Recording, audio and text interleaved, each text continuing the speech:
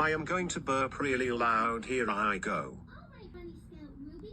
We'll just have some more s'mores. Oh, get it? S'mores. Did I hear you say you wanted some more? Some more? Thanks. Come on, Max.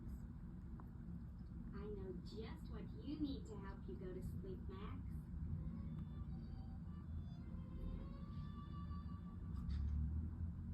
Here's a s'more. That's a real Bunny Scout bedtime snack, Max. You'll be asleep in no time. Is everybody ready for my ghost story? Oh, yeah! Yes, tell it! Right ahead, Valerie. This is the story of Ghost Bunny. Ghost That was Bunny great. is Oh the no. funniest, It's SpongeBob. most bunny you've ever seen. You never know where Ghost Bunny is going to come from. He's so big, he can be Oh in no. two places It's at SpongeBob. once. Ooh, Ghost! Max, you shouldn't be here. This is way too scary a story for you. Can you just wait till I get Max back into his sleeping bag before you go on with your story? Okay, but be careful you don't run into Ghost Bunny. Don't worry, Max.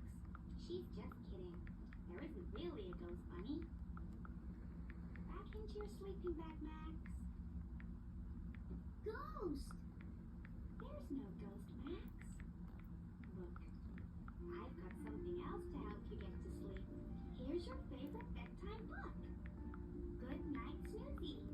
And a flashlight so you can read Bunny Scout camping style. Okay, Max? Thanks for waiting. Where was I? Oh, yes. There's no escaping Ghost Bunny. His ears are so big, he can hear the tiniest sound right across town. His nose is so Classic SpongeBob. How dare you burp? You are not supposed to do that. That's it. You are grounded for life. Go to your room now.